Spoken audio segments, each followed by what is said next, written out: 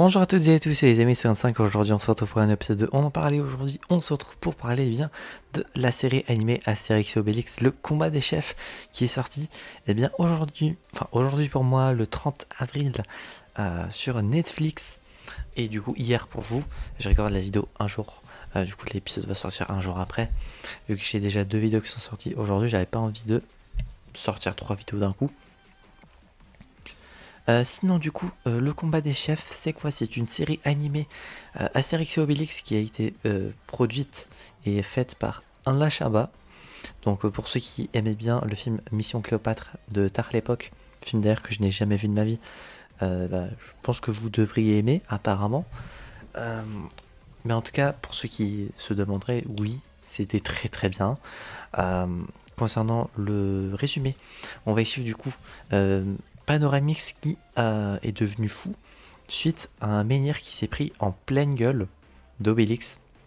Et donc depuis, il ne sait plus faire la potion magique étant donné qu'il est amnésique. Et donc le chef du village gaulois Abraraccourcix a été défié dans le combat des chefs, un concept qui fait en sorte que si un chef demande à combattre un autre chef, le perdant devra céder son village à l'autre.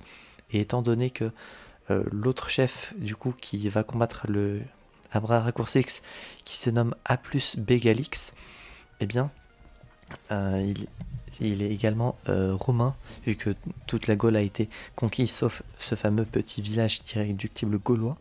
Donc ils sont tous gallo-romains, et donc le plan de metadata qui a été transmis à Jules César, du coup metadata qui est une...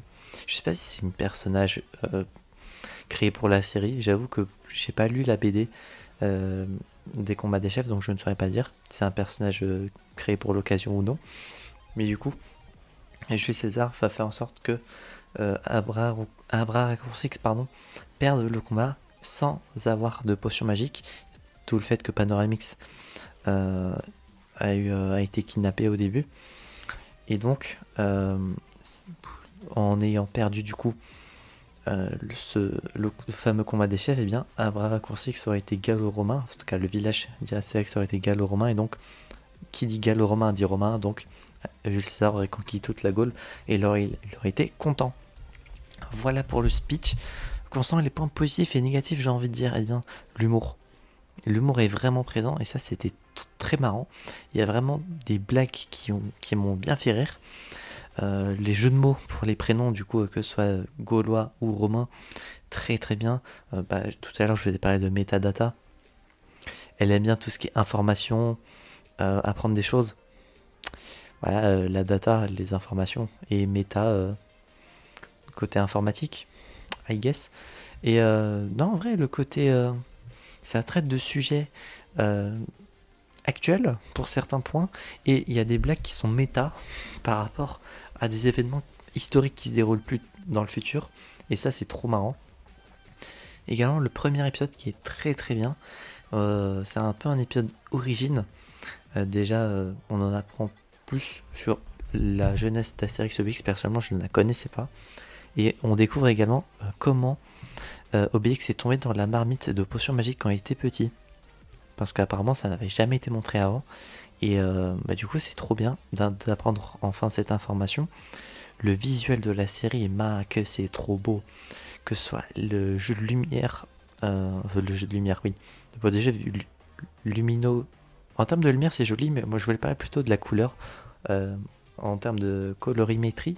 Je sais pas si c'est vraiment la colorimétrie quand on parle des couleurs qui sont utilisées, mais il y a vraiment des moments qui m'ont fait penser au film Spider-Verse, Into, Across et bientôt Beyond, on espère bientôt. Il y a vraiment des moments d'animation très colorés qui sont mis à certains moments, et ça c'est très très beau. Je vous invite vraiment à regarder, rien que pour ça. De toute façon j'ai oublié de le préciser, mais ça dure 5 épisodes. Oui, c'est assez peu, d'environ 30 minutes.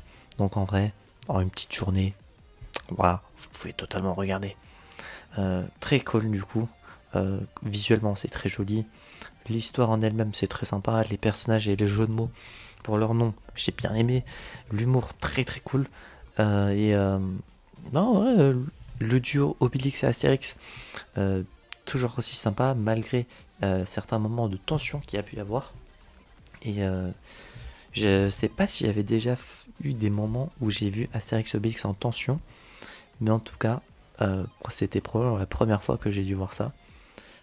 Aller à ce point dans ce sens-là, parce que je vais pas vous spoiler ce qui s'y passe, mais il s'y passe quand même des choses à laquelle je ne m'attendais pas en regardant la série. Et très cool, hein, on en apprend également le plus sur le village, enfin la Gaule, avant que Jules César tente de dominer la Gaule tout simplement, comment les gens vivaient à l'époque et ça. En vrai, c'était bien intéressant. Et le fait du coup de découvrir le mode de vie passé, du coup parce que ça se passe en... Le début se passe en moins 78, si je ne me trompe pas, alors que Astérix et Obélix se déroule en moins 50, donc il y a quand même 28 ans d'écart. Et au vu de... D'ailleurs, on y découvre certains personnages qu'on connaît très bien durant leur jeunesse, et c'est bien marrant de voir du coup comment ça a évolué à l'avenir. Et sinon, l'animation en elle-même, c'était très joli aussi, j'ai beaucoup aimé. Et pour le dernier épisode, il y a une sorte de court-métrage post-crédit que je vous invite à aller regarder. Je vais pas vous spoiler, mais ça m'a fait penser à un certain type de cartoon qu'il y avait à l'époque, avec des animaux anthropomorphes. En gros, ça m'a fait penser aux Looney Tunes. Ça ne dit pas comment, mais le style d'animation en termes de narration, etc., ça m'avait fait penser à ça, et en termes d'humour. Donc voilà. Concernant Astérix et Obélix, le combat des chefs, je vous conseille de regarder. D'ailleurs, j'ai oublié de le préciser, mais c'est dispo sur Netflix pour ceux qui voudraient regarder, et peut-être sur d'autres plateformes, mais ça, je n'en sais rien. Voilà pour l'épisode d'aujourd'hui, j'espère que celui-ci vous aura plu. Si c'est le cas, n'hésitez pas à vous abonner, à mettre un petit pouce bleu, à mettre en commentaire votre avis sur la série animée si vous l'avez vue, sans spoiler bien évidemment, si votre commentaire sera supprimé. Et si vous n'avez pas vu, est-ce que vous comptez regarder rien que pour l'animation et la couleur et tout? Je vous invite vraiment à regarder, c'est très marrant en plus, vous passerez sûrement un bon moment. Allez, c'est 2.45 et je veux dire enjoy. Ah oui, j'ai totalement oublié la note. C'est pas la fin de l'épisode du coup. Quelques secondes de plus. J'ai failli oublier la note, encore une fois. Concernant la note, du coup, je vais mettre 9 sur 10. Pourquoi pas un peu plus? Parce que j'aurais aimé que ça dure peut-être un peu plus longtemps. C'est juste que ça.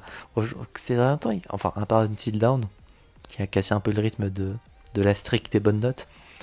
On a très souvent des bonnes notes. Hein. Hier, sur les Thunderbolts, on a une très bonne note. Là, on continue sur une très bonne note aussi.